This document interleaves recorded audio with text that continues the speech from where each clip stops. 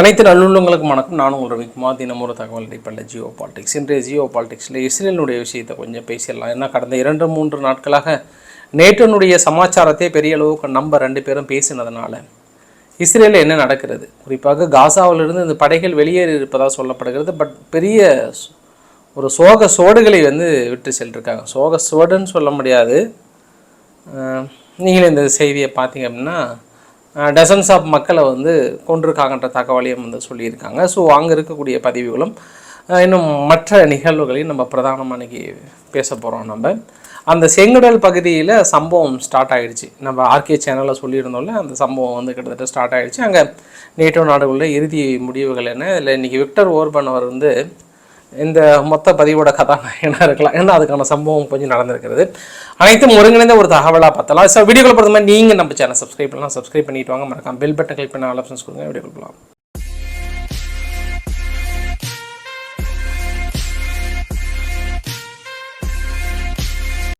இன்றைக்கி ஏன் Victor Orban அவர்கள் ஹார்ட் ஆஃப் த டாபிக் அப்படின்னா, அந்த ஒற்றை பதிவு புகைப்படத்தை பார்த்துக்கோங்க. இதிலே மொத்தமாக அடங்கிடும் நம்மளுக்கு. ஸோ அதை பற்றி நம்ம விவாதிக்க போகிறோம். ஆனால் இப்போ இல்லை, பின்னாடி சும்மா லைட்டாக அவங்களுக்கு ஆரம்பிக்கும்போது லைட்டாக அப்படி காட்டிட்டு போயிடலான்னு பார்த்தேன். சரி, இப்போ நம்ம பத்திரிகைகள் என்ன சொல்ல வராங்க அப்படின்னாங்கன்னா, Israel forces pull back after killing dozens of in Gaza சிட்டின்னு போட்டிருக்காங்க. அதாவது காசா சிட்டியிலேருந்து புல் பேக் பண்ணியிருக்கிறாங்கன்ற மாதிரி சொன்னாங்க. ஆக்சுவலாக எந்த பகுதியிலேருந்து புல் பேக் பண்ணியிருக்காங்கன்னா, இது வரைபடம். இந்த வரைபடத்தில் இது ஆக்சுவலாக நேற்றைய தாக்குதலுக்கு குறிப்பிட்ட வரைபடங்கள். இது அல் ஜுடியா அப்படின்னு போட்டிருக்கு பார்த்தியா, 1-2ன்னு போட்டிருக்கு இல்லையா. அந்த இடத்துல 2 தாக்குதல். ஒன்று இஸ்ரேலினுடைய ஒரு டெஸ்ட்ராய்டு டேங்க் மாதிரி ஒன்று, அதை நாங்கள் வீழ்த்திருக்குன்னு சொல்லியிருக்காங்க. 2 பார்த்தோம் அப்படின்னா ஐடிஎஃப் வித்ட்ரா பண்ண உள்ளே போயிட்டு தாக்கல் நடத்திட்டு அதுக்கப்புறம் பின்வாங்கிய ஒரு இடம். அது 1-2ன்னு போட்டிருக்குல்ல. அதுக்கப்புறம் இந்த யூனிவர்சிட்டி காலேஜ் அப்படின்ட்டு பார்த்தியா, அந்த இடத்துல நான் பேஸ் பண்ணி காட்டினோம் அப்படின்னா டெல் அல் ஹவா அப்படின்ட்டு பார்த்தியா. இந்த டெல் அல் ஹவான்ற பகுதியில் நேற்று பிரதானமாக ஃபைனலாக அந்த ஏரியா ஃபுல்லாக பார்த்துக்கோங்க, ஒரு பெரிய தாக்குதல். அல்சாட்டி கேம்ப் அப்படின்றது அங்கே இருக்குது, அல் நசர் கேம்ப்ன்றது அதுக்கு மேலே இருக்குது, ஹல் அவடா. இது எல்லா பகுதியும் சுற்றி வளைச்சி இந்த டெல் அல் ஹவான்ற பகுதியில் மட்டும் என்ன பண்ணுறாங்கன்னா பின்வாங்கியிருக்கிறாங்கன்னா, நாங்கள் தொடங்கின அந்த ஆப்ரேஷன் ஆல்மோஸ்ட் நாங்கள் சக்ஸஸ் பண்ணிட்டோம், அதனால் அந்த பகுதியிலேருந்து பின்வாங்குறோம்னு சொல்லியிருக்காங்க. பின்வாங்கினதுக்கப்புறம், அதாவது இஸ்ரேலினுடைய படைகள் வெளியேறினதுக்கப்புறம் இதுவரை எவ்வளோ இறந்த பிணங்களை எடுத்திருக்காங்கன்னா 60 பேர்த்த எடுத்திருக்கிறாங்க அப்படின்னு சொன்னாங்க. அதில் குறிப்பு ஒரு அம்மா தனது பையனை தேடிட்டு இருந்தாங்க. அந்த பையன் மேபி புதைச்சிருக்கலான்ற அடிப்படையில் இங்கேயா அங்கேயான்னு சொல்லிட்டு அந்த அலுவலக காட்சிகள் கூட பெரிய அளவுக்கு வந்திருந்தது. இது இல்லாமல் கான்யூனிஸ் பகுதியிலும் பெரிய தாக்கல் நடத்தப்பட்டது. கான்யூனிஸ் பகுதியில் கூட இன்றைக்கி நெதன்யாகு அவர்கள் என்ன கேட்டிருந்தாருன்னா, எப்பா சும்மாவே ஒரு டம்மி பீஸாகவே இருக்கீங்களே, யார் எகிப்தை பார்த்து டம்மி பீஸ் அப்படின்னா, அந்த எல்லை பகுதியில் சும்மா நீங்கள் எதுக்குப்பா நிற்கிறீங்க, முழுசாக எங்ககிட்ட போங்கப்பா, நான் பார்த்துக்கிறேன், அந்த முழு பகுதியை எங்ககிட்ட ஒப்படைச்சிருங்க கான்யூனிஸ் பகுதியை. அந்த மாதிரி நீங்கள் எம்டியாக நிற்கிறத விட முழுமையாக எங்கிட்ட கொடுத்துட்டீங்க அப்படின்னா உங்களை விட நாங்கள் பொறுப்பாக பார்த்துக்குவோம். அந்த மாதிரியான கோரிக்கைகளும் வைக்கப்படுகிறது. பட்டு இந்த டல் அல் ஹவான்ற பகுதி இருக்குல்ல, இந்த பகுதியில் வெளியேறினதுக்கப்புறம் அங்கே இருக்கக்கூடிய நிகழ்வுகள் ஃபுல்லாக அல் ஜசீரா சேனல் ஃபுல்லாக லைவாக போட்டுட்ருக்காங்க. நிறைய உள்ளேருந்து பிணங்கள் எடுக்கப்பட்டதாகவும் நிறைய விஷயங்கள் தொடர்ந்து வீடியோ பதிவுகள் வந்துட்டு தான் இருக்குது.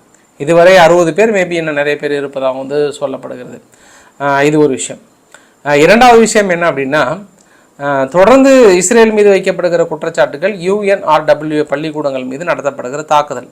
ஐநாவிலுமே பெரிய அளவுக்கான விமர்சனங்கள் வைக்கப்பட்டது.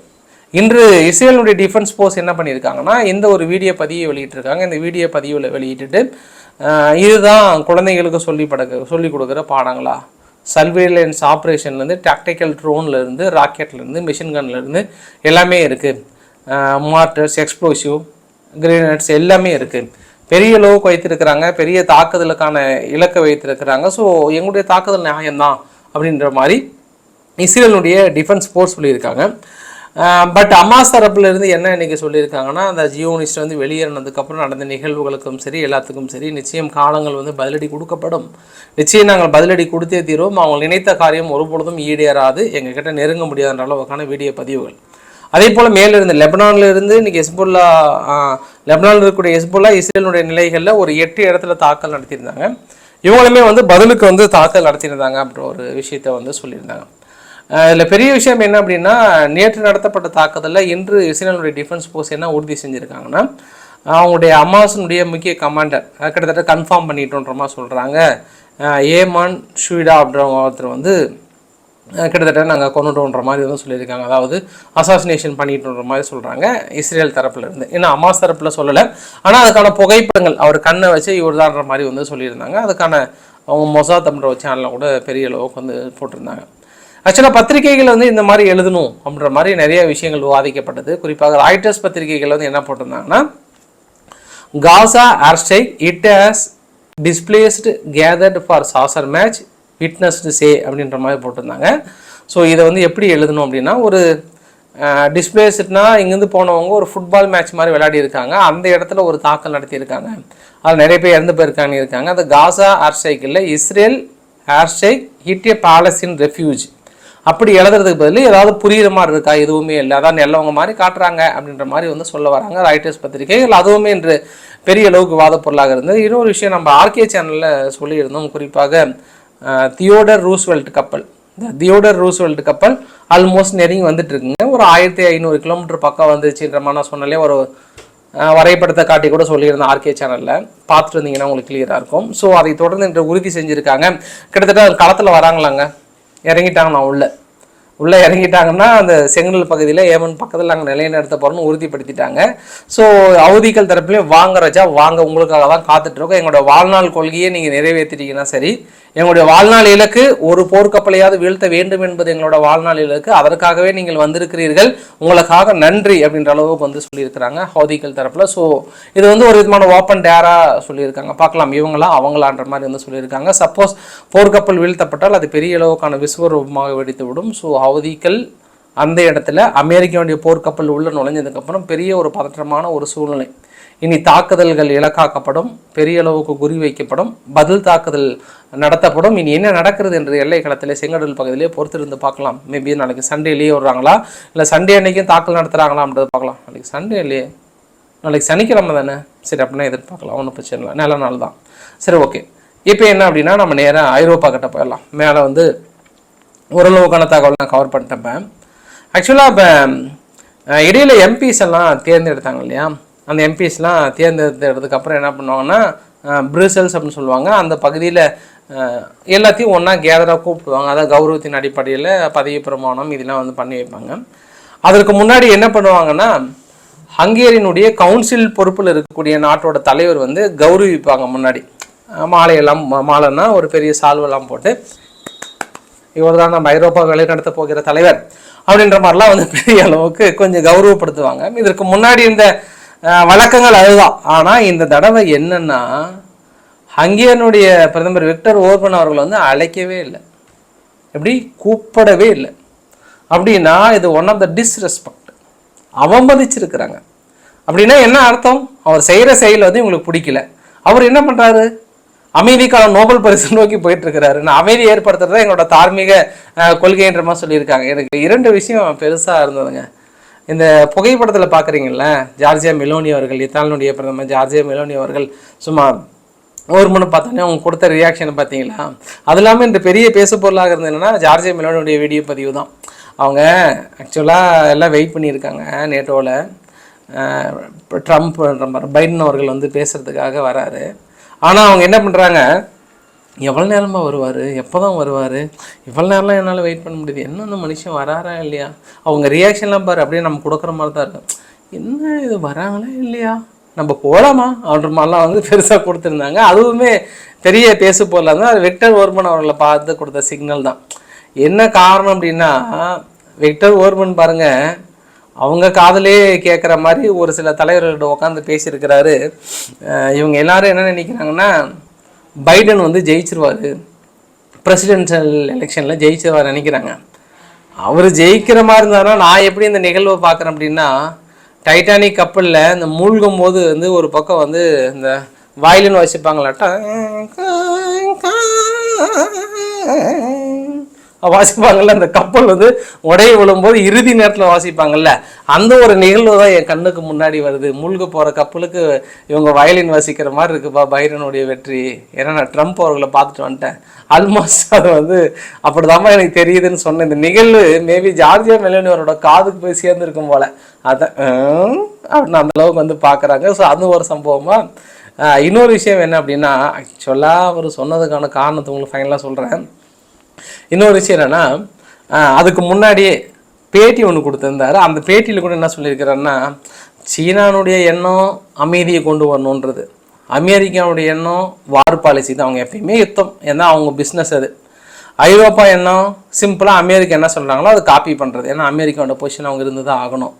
ஸோ நேட்டோ என்ன பண்ணுறாங்க, அதாவது புரோக்கன் பொய்யை உடைச்சி அதுதான் உண்மை அப்படின்னு சொல்ல வைக்கிறது. எப்படின்னா, இப்போ ரஷ்யா எங்களை தாக்கல் நடத்த வராங்க, அதனால நாங்கள் தற்காப்புக்கு இருக்கிறோம், அந்த ஒரு பொய்யை வந்து உண்மைன்னு நம்ப வைப்பாங்க. அதை வந்து பத்திரிகைகள் எழுதுவாங்க, அதுதான் அவங்களோட கொள்கை. பொய்யே உண்மைன்னு சொல்லுவாங்க. அது யூஎஸ் அமெரிக்காலாம் என்னென்னா வார் மாங்கர்ஸ், அவங்களாம் வந்து ஒரு வாரை கிரியேட் பண்ணுற ஒரு மாங்கர்ஸ் மாதிரின்ற அளவுக்குலாம் சொல்லியிருக்கிறாரு.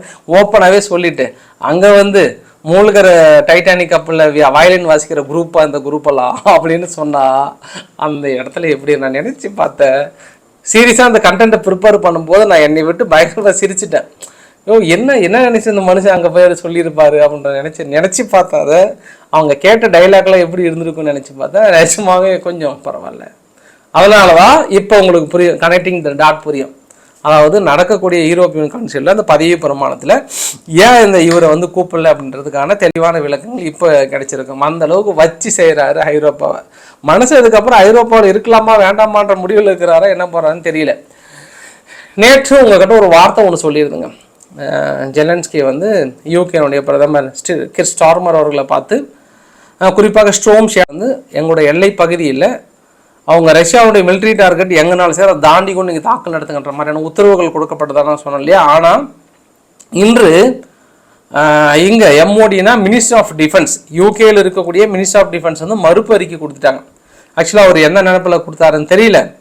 எங்களுடைய பிரதான எண்ணம் வந்து நாங்கள் பின்வாங்குகிறோம், உங்களுடைய இலக்கு வந்து அதாவது கிரீமியாவில் இருக்கக்கூடிய இந்த பகுதியை மட்டும் நீங்கள் தாக்கல் நடத்தணும், ரஷ்யானோ நிலைகளை நீங்கள் தாக்கல் நடத்தக்கூடாது. எங்கள் தலைவர் ஏதோ கொஞ்சம் உணர்ச்சி வசப்பட்டு பொங்கி பேசிட்டாரு, அதனால் பொங்கியை தான் அதை மன்னிச்சிருங்க அப்படின்ற மாதிரி யூகே தரப்பில் சொல்லியிருக்காங்க. அதனால தான் என்னப்பா ஸ்ட்ரோம்ஷியாவை பற்றி பெருசாக பேசிகிட்டு இருக்காங்களே, என்ன சமாச்சாரம்னு போய் பார்த்தா அப்படியே கொஞ்சம் பின் வாங்கி இருக்கிறாங்க யூகே. காரணம் என்னென்னா, இங்கே கிரீமியா பகுதியில் தாக்கல் நடத்தும் போதே ஒரு சில ஸ்ட்ரோம்ஷியாவெல்லாம் சுட்டு வீழ்த்திட்டு பெரிய கொஞ்சம் பேட் நேமாக இருக்குது. இன்னும் உள்ள தாக்கல் நடத்துகிற பேரில் இருக்கிறதெல்லாம் சுட்டு வீழ்த்திட்டு கடைசியில் அதுவும் வேஸ்ட்டுன்னா இருக்கிற ஒரு வியாபாரத்தையும் கெடுத்துக்கிறதா அப்படின்ற ஒரு எண்ணம் வந்துடுச்சா, இல்லை நிஜமாவே நம்ம கொஞ்சம் பின்னாடி இருந்து பார்க்கலாம்னு நினைக்கிறாங்களா, ரிஷி சுனக்கிலிருந்து நம்ம கொஞ்சம் வேறுபட்டு பார்க்கலாமான்னு தெரியல. ஆனால் ஒரு விஷயம் என்னென்னா, அந்த வீடியோ பதிவை பார்க்கும்போது இன்று கூட ரொம்ப ஜெலன்ஸ்கி அவர்கள்கிட்ட வந்து நாங்கள் செக்யூரிட்டி கேரண்டி கொடுக்குறன்ற மாதிரிலாம் ஒரு சைனை போட்டிருக்காங்க. எந்த நாடு தாங்க செக்யூரிட்டி கேரண்டி கொடுக்காம இருக்குது? எந்த நாடு தான்? 32 நாடுமே செக்யூரிட்டி கேரண்டி கொடுத்துருக்காங்க.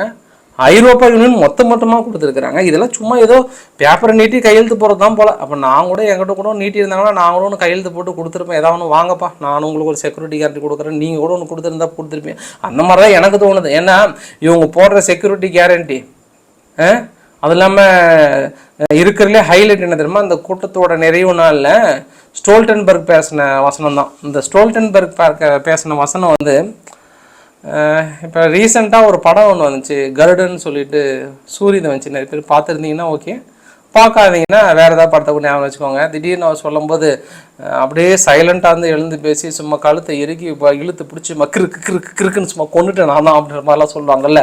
அந்த மாதிரி ஒரு என்ன சொல்லியிருக்கிறாருன்னா, நம்ம கொடுக்குற இந்த பர்மிஷனில் ரஷ்யானுடைய மிலிட்ரி டார்கெட் உள்ளே போயிட்டு அடிச்சு இப்படியே பேசினார். அந்த வீடியோ மேபி இல்லை நினைக்கிறேன், இருந்தால் காட்டுறேன். இப்படி பெஞ்செல்லாம் தட்டி நான் அடித்து ரஷ்யாவை துரத்துறோம் அப்படின்ற மாதிரி வந்து சொன்னார். மனுஷன் போகிறதும் போகிறாரு, இருக்கிற பெஞ்சை உடைச்சிட்டு போகிறப்பா வெறி பிடித்த வேங்கையே அப்படின்ற மாதிரி நினச்சேன். அதற்காக தான் நான் அந்த சூரியோட டைலாக்கை ஞாபகப்படுத்தி நான் சொன்னான். சும்மா கிறுக்கி நானே கொண்டுட்டுன்ற மாதிரி டைலாக்கையும் இதையும் நீங்கள் மேட்ச் பண்ணிங்கன்னா பெரிய அளவுக்கு ஆகும். சரி, இவர் இந்த அளவுக்கு வெறிப்பிடித்த வேங்கையாக சொல்லுவதற்கான காரணம் என்ன அப்படின்னா, எப்படியாவது ஜெயித்து விட வேண்டும் என்பதுதான் உக்ரைனை ஜெயிக்க வைக்க வேண்டும் என்பதுதான் ஸ்டோல்டன்பர்க்கோட கொள்கையாக இருக்கும்போது அவங்க கொடுக்குற ஆயுதங்கள் அது மாதிரி. நீங்களே ஆயுதங்களை பாருங்கள். பேட்ரியாட்டிக் பேட்ரி ஒன்று, நாசம்ஸ் ஒன்று, ஸ்டிங்கர் ஆன்டி ஏர்கிராஃப்ட் மிசைல்ஸ் ஒன்று, அவங்க HIMARSனுடைய வெடிமருந்துகள், 155 mm artillery shells, TOW missiles, Javelin and AT4 anti tank systems, small arm ammunition, அப்புறம் வெடிமருந்து இவ்வளவும் கொடுத்து அவங்க ஜெயிக்கலான்னா எப்படி பாஸ் அப்படின்னு நீங்கள் மனசுக்குள்ளே ஒன்று அப்படியே ஒரு கற்பனையை அப்படியே உங்கள் மனசுக்குள்ளே பூ இதழ் போகிற மாதிரி அப்படி நினச்சிட்டு இருந்தீங்கன்னு வச்சுக்கோங்களேன். இப்போ உங்களுக்கு ஒரு ட்விஸ்ட் ஒன்று கொடுக்குறேன். இந்த கூட்டம்லாம் முடிஞ்சதுக்கப்புறம் அந்த நியூயார்க் டைம்ஸ் பத்திரிக்கை என்ன சொல்லிட்டாங்கன்னா, உக்ரைன் பொறுத்த வரைக்கும் கவுண்டர் அட்டாக் எப்போ எடுக்கிறாங்க அப்படின்னாங்கன்னா 2024 கிடையாதான். அந்த இதெல்லாம் வருதில்ல, போர் விமானம் F-16 போர் விமானம்லாம் வருதில்ல, அதெல்லாம் கை கடிச்சதுக்கப்புறம் அது வரக்கூடிய சம்பளம் தான் கிடைக்குது. அது இல்லாமல் இன்னும் மற்றதெல்லாம் வந்து பர்ச்சேஸ் பண்ணதுக்கப்புறம், ஏன்னா நேட்டோ நாடுகள் கொடுக்குறேன்னு சொல்லுவாங்க. இவங்க எல்லாமே அரசியல்வாதிகள் இல்லையா, நம்ம அரசியல்வாதி நம்மளுக்கு சலுகைகள் கொடுத்துட்டா வந்து சேரும்ல 5 வருஷம் கழிச்சு, அந்த மாதிரி வச்சுக்கோங்க. அதனால் வந்ததுக்கப்புறம் பிளான் பண்ணிக்கலாம். இப்போதைக்கு கவுண்டர் வெப்பன்ஸ் வேணாம், அதனால் லாஸ்ட்டு கொஞ்சம் பொறுமையாக்கலான்றாங்க. பார்த்தியா, இவ்வளோ கூட்டம் கூடி பெரிய அளவுக்கு உணர்ச்சி போங்க, ஒரு பில்லியன் கணக்கில் அமௌண்ட்லாம் கொடுக்குறேன்னு சொல்லிவிட்டு அவங்கவுங்க வெறிப்படுத்த வேங்கையாக பேசி கடைசியில் ஸ்டோல்டன்பர்க்கு பெஞ்செல்லாம் உடச்சி பேசினா பொசுக்குன்னு இந்த இடத்துல நியூயார்க் டைம்ஸ் வந்து இல்லை இவங்க இப்போல்லாம் கவுண்டர் ரெஃபரன்ஸ் கிடையாது, இன்னும் ஒரு 6 மாதம் போயிடும் அப்படின்னு சொன்னால் எப்படி இருக்கும்? நான் எதிர்பார்க்குறேன். ஜெலன்ஸ்கி கிட்ட அந்தளவுக்கான பவர் இருக்கிறது. காட்டுங்கள் ஜெலன்ஸ்கி, காட்டுங்கள் அப்படின்ற மாதிரி தான். இது வந்து உலக வல்லரசுக்கே வந்த சோதனைங்க, மிகப்பெரிய ஒரு சோதனை. ஏன்னா இப்போதைக்கு உலக வல்லரசு யார் தெரியுமா? நீங்கள் கண்டுபிடிச்சிருப்பீங்க, நீங்கள் சாதாரண நாள் கிடையாது. போலந்து நீங்கள் என்ன பண்ணியிருக்காங்க, ஒரு போர் விமான பயிற்சிகள் மேற்கொண்டிருக்காங்க. குறிப்பாக M346 போர் விமானம் ஒன்று. இந்த போர் விமானம் திடீர்னு என்னாச்சோ தெரியல, விழுந்து வெடிச்சிருச்சு. பைலட் வந்து எஜெக்ட் ஆகலை, உள்ளேருந்து வெளியே வர முடியல, அதுக்குள்ளே விழுந்து வெடிச்சிருச்சு. 2 பேர் பக்கம் இருந்து போனதாக வந்து சொல்கிறாங்க, இன்னும் உறுதிப்படுத்தலை. சரி, இந்த போலந்து திடீர்னு போர் பயிற்சிகள் எல்லைப்பகுதியில் நடப்பதற்கான காரணம் இல்லைன்னா, தீவிரவாதத்தை ஒழிப்பதற்கான பிரத்யோக பயிற்சியில் சீனாவும் பெலாரஸும் போலனுடைய எல்லைப்பகுதியில் எவ்வளோ 45 கிலோமீட்டர் பக்கத்தில் பைனாக்குலரில் உருட்டி பார்த்தாங்கன்னாவே தெரியும் அந்த இடத்துல. அந்த அளவுக்கு பக்கத்தில் போர் பயிற்சி நடக்கிற இந்த சமயத்திலே திடீரென்று போர் விமானம் விழுந்து விடிந்தால் நம்ம இராணுவம் வந்து என்ன நினைப்பாங்க இல்லை, எதிர்கட்சிக்காரன் பார்த்தா என்ன நினைப்பாங்கன்ற மாதிரி, எதிர்நாட்டுக்காரங்க பார்த்தா என்ன நினைப்பாங்கன்ற மாதிரி போலந்து கொஞ்சம் பப்பி சேமாக போயிடுச்சு. இந்த பக்கம் இவங்க வேறு அடிக்கடி வீடியோவாக விட்டு தள்ளுறாங்க. யார்? சீனாவும் பெலாரஸும். அந்த வீடியோ பதிவு நீங்களும் பார்த்துக்குவாங்க. இது பேர் வந்து என்ன வச்சாங்கன்னா ஆப்ரேஷன் ஈகிளா, அட்டாக்கிங் ஈகிள்ஸ் அப்படின்ற மாதிரி வந்து பேரை வச்சு அந்த பக்கம் கரெக்டாக இந்த சமயத்தில் போர் விமானக்கு விழுந்து நெருங்க, ஆஹா நம்ம போர் பயிற்சி கொடுக்கும்போதே விழுந்து நெருங்குது அப்படின்னா நம்ம இன்னும் உள்ளே போனால் என்னெல்லாம் ஆகுமோன்ற மாதிரி அவங்கள நினைக்க வைக்கிது. அந்த அளவுக்கு ஆகாது. போலந்துடைய பத்திரிகைகள் என்ன சொல்லியிருக்காங்கன்னா, எல்லாமே தெரிஞ்சு போய் பேசுகிறாங்க ஒரு சில விஷயங்கள். நேட்டோ நாடுகளில் போயிட்டு ஏற்கனவே உக்ரைனில் இருக்கக்கூடிய மக்களை வெளியேறுங்கன்னு சொல்லியும் வெளியேறாமல் இருக்காங்க. இதில் பெரிய அளவுக்கு மக்களும் வாண்டடாக இல்லை. அப்படியே ஆயிரக்கணக்கான பேர் வந்து இதில் வாலண்டியராக ஜாயின் பண்ணுறாங்க, இல்லை உக்ரைனுடைய போருக்கு ஈடுபடுறாங்கன்ற ஒரு பொய்யை போய் பேசிட்டு இருக்கிறான்ற தகவலை அவங்க பத்திரிகைகளே வெளியேற்றிருக்கிறாங்க. இது நம்ம நேற்றே சொன்னது தான். இதை சும்மா ஒரு டைலாக்காக மைக்கு கடிச்சு அவங்கவுங்க வந்து சும்மா கதையில் அள்ளி விடுவாங்க. நிஜமாக வந்து ஏன் தலைவர் எப்படி சொன்னேன்னா, ஐயோ நானும் அப்படி சொன்னேன், சும்மா மக்கள் சந்தோஷமாக கைத்தட்டுட்டுமேன்ற சொன்னோம்பா அப்படின்ற மாதிரி தான். இப்போ டென்மார்க்கோட டைலாக்கை 5 மாதத்துக்கு முன்னாடி நீங்கள் எடுத்தீங்கன்னா கூட, 5 மாதத்துக்கு முன்னாடி என்ன சொன்னாங்கன்னா, எங்கிட்ட இருக்கக்கூடிய எல்லா ஆயுதத்தையும் கொடுத்துட்றேன், நாங்கள் குச்சியோட கூட போரிடுறோம், நாங்கள் உக்ரைன் ஜெயிக்கணும்னு நினைக்கிறோன்னு சொன்னாங்க. 5 மாதத்துக்கு அப்புறம் இன்றும் நேட்டோ நாடுகளில் இருக்கக்கூடிய தலைமை பொறுப்பில் இருக்கும்போது இன்றும் அதே டைலாக். ஆனால் 6 மாதம் கழித்து நீங்கள் கேட்டாலும் அன்றும் அதே டைலாக் தான் சொல்லுவாங்க. ஸோ அதனால் மைக்கு கிடைக்கும் போது அப்பப்போ கை தட்டுறதுக்கு ஏற்ற மாதிரி ப்ரிப்பேர் பண்ணிட்டு போய் பேசினா சரின்ற மாதிரி தான் நினைக்கிறேன். பார்க்கலாம், இல்லைன்னா நடக்கும்னு நினைக்கிறேன், பொறுத்திருந்து பார்க்கலாம். லாட்வியா ஒரு மிகப்பெரிய முடிவு எடுத்திருக்காங்க. இதுக்கப்புறம் ரஷ்யா மொழியை வந்து சொல்லிக் கொடுக்குறதோ, பள்ளிக்கூடங்களில் பேசுகிறதோ இல்லை எழுதுவதோ முற்றிலும் தடை விதிக்கப்படுகிறது அப்படின்ற ஒரு அனௌன்ஸ்மெண்ட் வந்து கொடுத்துருக்காங்க. 2025 செப்டம்பர் 1க்குள்ளார அதுக்கான ப்ரிப்ரேஷன் நீங்கள் ஸ்டார்ட் பண்ணிவிடுங்க அப்படின்ற மாதிரி வந்து சொல்லியிருக்காங்க. அதே போல் பெல்கிராடு பகுதியில் இன்றைக்கி பெரிய தாக்கல் நடத்தியிருந்தாங்க. உக்ரைன் தரப்புலேருந்து முறியடிக்கப்பட்டதாகவும் சொல்லப்படுகிறது. அதுக்கான வீடியோ பதிவுகளும் கிடைச்சது. அந்த பகுதியில் ட்ரைனிங் கொடுக்கப்பட்ட 3 வீரர்கள், ஒரு 2 பேர் எஸ்கேப் ஆகணும்னு நினச்சிருக்காங்களாம். ரஷ்யா தரப்பில் சுட்டு வீழ்த்திட்டாங்களாம். ஒருத்தர் வந்து தப்பிச்சு உக்ரைனுக்குள்ளே ஓடிட்டார் அப்படின்ற ஒரு தகவலை சொல்லியிருக்காங்க ரஷ்யா தரப்புலேருந்து. இது என்ன பெரிய சோதனை ரஷ்யாவுக்கு. அதே போல் கொலம்பியாவுடைய ஃபைட்டர்ஸ் இருக்காங்கல்ல, அவங்க வந்து உக்ரைனுக்காக போரிட்டு வராங்க. ஆயிரக்கணக்கான பேர் நாங்களாம் தயாராக இருக்கிறோம், ஆயுதங்களுடன் தயாராக இருக்கிறோம், சுட்டு வீழ்த்த தயாராக இருக்கிறோம், எங்களது படைகள் உள்ளே செல்ல போகிறது அப்படின்ற மாதிரிலாம் வந்து பெரிய அளவுக்கு சொல்லியிருக்காங்க. ஸோ ஓரளவுக்கான தகவல் அப்படியே கவர் பண்ண நினைக்கிறேன். அப்படியே ஃபைனலாக பத்திரிகைகள்ன்ற மாதிரி ஒரு சில தகவல் நான் சொல்லிட்டு முடிச்சிடறேன். நான் கிட்டத்தட்ட அமெரிக்காவும் தென்கொரியாவும் இனி நியூக்ளியர் வெப்பன்ஸை எப்படி பயன்படுத்துறது, எப்படியெல்லாம் யூஸ் பண்ணுறது, எங்கே இருந்தால் சேஃபு, அது மாதிரிலாம் வந்து சொல்லி கொடுக்குறோம் நாங்கள் இப்போ தென்கொரியாவுக்கு. ஏன்னா வடகொரியாவுடைய மிரட்டல் நாளுக்கு நாள் அதிகமாகி கொண்டே இருக்கிறது. பலூன் அனுப்புறது, மற்றதெல்லாம் அனுப்புறது, கோல் எடுத்து கூட விளையாடு, கல் எடுத்து விளையாடு, குச்சி எடுத்து விளையாடு, பலூன் அனுப்பி என்ன விளையாட்டுன்ற மாதிரிலாம் பல கேள்விகளை கேட்டிருந்தாங்க தென்கொரியா. அதை தாண்டி இங்கே என்ன பிரச்சனை அப்படின்னா, ஸோ இந்த மாதிரி தொடர்ந்து அச்சுறுத்தல் இருக்கிறனால அடிக்கடி போர்டிச்சா போதும் அணு ஆயுத சோதனை, அந்த சோதனை, இந்த சோதனைன்ற மாதிரி ரொம்ப அவங்களை தொந்தரவுப்படுத்தாது என்ற காரணத்திற்காக இனி நாங்கள் தென்கொரியாவுக்கு அணு ஆயுத பயிற்சிகளிலிருந்து எல்லாமே கொடுக்குறோன்ற ஒரு அறிவிப்பு பெரிய ஒரு மாற்றத்தை ஏற்படுத்தும். எதுவும் நேட்டோவோட முடிவா அப்படின்ற மாதிரி பார்த்துடலாம். சரி, தைவானை மிரட்டுற மாதிரி இந்த வீடியோ பதிவை பார்த்துக்கோங்க. இது யாராக இருந்தாலும் மிரட்டுருவாங்க, நீங்கள் கூட கொஞ்சம் பார்த்து உஷாராக பார்த்துக்கோங்க. நீங்களுமே பயப்படுறதுக்கு வாய்ப்பு இருக்குது. ஏன்னா உங்களுக்கு தோணும் நான் எதுக்கு பயப்படுற மாதிரி உங்களுக்கு தோணும். சீனானுடைய பிஎல்ஏ வந்து பெரிய ட்ரைனிங், குறிப்பாக தண்ணியிலே மிதக்குது பாருங்கள். எப்படி இராணுவ டேங்க்னால் எப்படி இருக்கணுன்ற மாதிரி சொல்கிறாங்க. எல்லாம் டவுட்டு தான், எப்படி இந்த தண்ணியில் இறங்கி போனால் உப்பில் அரிச்சிடாது இந்த டேங்கெல்லாம், இல்லை உப்பில் அரிக்காத அளவுக்கு இருக்குமா? சரி, ஓகே, பரவாயில்ல, இது நம்ம அப்புறம் பேசிக்கலாம். இந்த வீடியோலாம் வெளியிட்டு இது தைவானுக்கான எச்சரிக்கை, இது எங்களோட போர் பயிற்சிகளை பார்த்துக்கொள்ளுங்கிற அளவுக்கு வந்து சொல்லியிருக்காங்க. ஸோ பார்க்கலாம் என்ன நடக்க போதோ தெரியல. ஃப்ரான்ஸ் ஃபைனலாக ஃப்ரான்ஸோட செய்தியோடு முடிக்கலாம். கத்தாரினுடைய 43 போலீஸ் பர்சனல் ஃப்ரான்ஸில் போய் இறங்கியிருக்காங்க. குறிப்பாக பாரிஸ் 2024 ஒலிம்பிக் இன்னும் 14 நாள் இருக்குது நடக்கிறதுக்கு இல்லையா? அதற்கான குறிப்பாக வந்துட்டோமா நம்ம எலெக்ஷனுக்கு முன்னாடி இந்தியாவெல்லாம் என்ன பண்ணுவாங்கன்னா ஒரு கேட் வாக் மாதிரி நடத்துவாங்க இராணுவம் எல்லாம். எதுக்குன்னா கொஞ்சம் நாங்களாம் இருக்கிறோமோ அதுக்கப்புறம் உஷாராக இருந்துக்கோன்னு சொல்கிறாங்களா, அது தகுந்த மாதிரி தான்.